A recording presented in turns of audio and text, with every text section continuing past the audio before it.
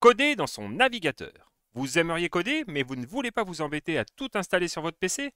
Cette semaine, nous allons voir comment cela est possible grâce à Google Colab. C'est parti! Google Colab, pour Collaboratory, c'est un environnement de développement basé sur le cloud qui permet d'exécuter du code Python directement depuis un navigateur web. C'est une plateforme gratuite proposée par Google, très pratique pour le machine learning ou l'analyse de données. Colab permet de créer et exécuter des notebooks comme avec Jupyter. Un notebook, c'est un document interactif qui contient du code, des visualisations ou encore des explications textuelles. Le gros avantage de Colab, c'est la mise à disposition de ressources de calcul puissantes gratuitement. On peut en effet utiliser des processeurs graphiques, les GPU, ou des unités de traitement tensoriel, les TPU. C'est particulièrement utile pour des tâches gourmandes en calcul comme l'apprentissage automatique.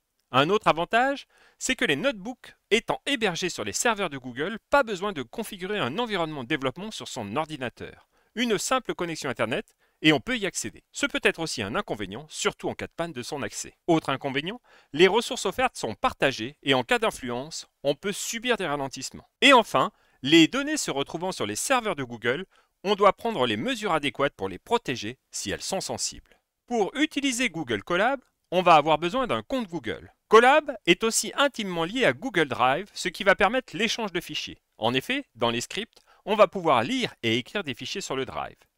Et beaucoup de librairies sont préinstallées, mais pas de panique, s'il en manque, on peut en ajouter avec un pip install. Alors, pour utiliser Google Colab, le plus simple, c'est de se connecter sur son Drive Google via son navigateur, et là, on va ajouter un fichier Colab. Donc pour ça, on fait plus, ici, et là, s'il n'y est pas, c'est possible, si c'est la première fois que vous l'utilisez, vous faites associer plus d'applications, et ici, vous cherchez Colab. Hop, vous allez trouver Collaboratory. Hop, on clique et on va installer dans son Drive l'application, donc on confirme. On sélectionne le compte pour lequel on veut le faire, et hop, l'application a été installée, elle est maintenant disponible dans le Drive. Du coup, si ici on fait plus, on va trouver Google Collaboratory et donc on atterrit sur une fenêtre Colab qui va nous permettre d'éditer et d'exécuter notre code Python. Donc première chose, ici on peut modifier le nom de notre projet, on va l'appeler par exemple ISC, hop. C'est le fichier projet dans lequel on va pouvoir faire notre notebook en fait et pouvoir l'exporter, l'importer et le partager. Donc ici, on va trouver deux grandes formes de blocs, le bloc texte et le bloc code. Ici par exemple on a un bloc code, on va rajouter un bloc texte. Le bloc texte, ça vous permet d'écrire un document, d'écrire tout ce que vous voulez. Ici par exemple on peut mettre informatique sans complexe, hop. On peut le mettre en gras, en italique. Hop, il est joli.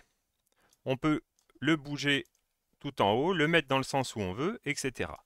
Ici, c'est du code. Donc en fait, quand on est dans un Google Colab, on est dans une machine virtuelle. Donc si on fait par exemple point d'exclamation ls, hop, et qu'on l'exécute, mais en fait on fait un ls de notre machine virtuelle, ou plutôt notre container d'ailleurs, dans lequel on est en train d'exécuter notre code Python. Ici c'est un peu long, hop, voilà. Et ici, par exemple, on voit qu'on a juste sample data. Et là, eh bien, donc, on va pouvoir écrire tout le code Python que l'on veut. Si on veut accéder au fichier du Google Drive, il va falloir monter ce Google Drive. Pour cela, on importe une librairie, la librairie Drive. Donc, depuis google.colab, on importe plutôt la fonction Drive. Et on fait un drive.mount de /content /drive. Hop. Si on essaye, ici, comme c'est la première fois, il nous demande l'autorisation. Donc on dit oui, on va se connecter à Google Drive. On choisit son Drive. Hop, on confirme en autorisant. Et ici, il va nous montrer qu'il va monter le Google Drive. On pourra donc après accéder à Content Drive et tout ce qu'on veut dedans. Voilà.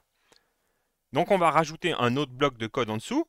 Et ici, par exemple, si on veut regarder tout ce qu'il y a dans notre Drive, eh bien on peut faire un ls de /content /drive /my-drive.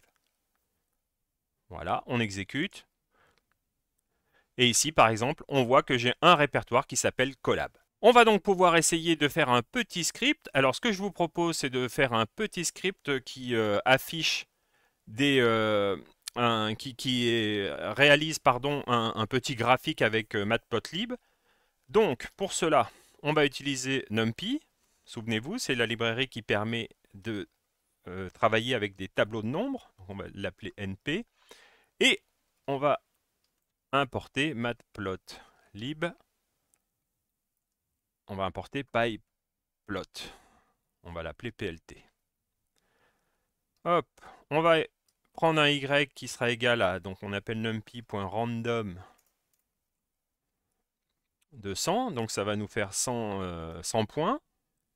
Et X, eh bien on va dire que c'est égal, donc là on va mettre un tableau, c'est X pour X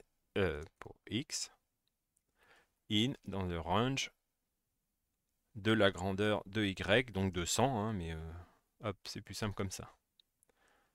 On va dessiner nos points, hop, de X, Y, et ensuite on va juste ajouter un titre par exemple à notre dessin, on va dire courbe, hein, et on va l'afficher avec un plot.show. Hop. Ici, le code est automatiquement sauvegardé, donc si on veut le tester, on appuie juste sur le play ici, il s'exécute, et là, bien sûr, on a une erreur. Donc, quelle est l'erreur? On va chercher, ici, c'est le random de 100 qui ne va pas, oui, c'est parce que c'est np.random.randn. Hop, donc on corrige notre erreur, et hop, on a réussi à créer une courbe. Hop, on voit comme ça ici, c'est que des points pris au hasard, hein, mais peu importe. Et donc on peut ainsi tester rapidement du code source. Ce qui est intéressant aussi, c'est qu'on peut utiliser le GPU ou le TensorFlow pour faire des calculs rapides, surtout pour faire du machine learning. Donc en fait ici, si on vient modifier le type d'exécution, on peut lui dire qu'on veut utiliser du GPU ou du TPU. Voilà. On peut exporter, donc enregistrer le fichier, le notebook. On peut en exporter une version en le téléchargeant ici si on veut l'utiliser. C'est un notebook Jupyter, donc on peut l'utiliser ailleurs.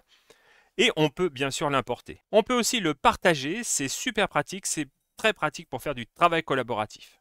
En bref, Google Colab, c'est un environnement de développement basé sur le cloud qui permet d'exécuter du code Python directement depuis un navigateur web. Il offre des notebooks interactifs et des ressources de calcul puissantes pour des tâches gourmandes en calcul. Il facilite également la collaboration en permettant le partage des notebooks avec d'autres utilisateurs, favorisant ainsi le travail d'équipe et la reproductibilité des projets. Colab est gratuit, pratique et largement utilisé pour l'apprentissage automatique, l'analyse de données et d'autres tâches de développement Python. À vous maintenant d'expérimenter. Voilà, vous en savez un peu plus sur Google Colab. N'oubliez pas de partager et de poser vos questions dans les commentaires. A très vite pour une nouvelle vidéo sur une question informatique en moins de 3 minutes.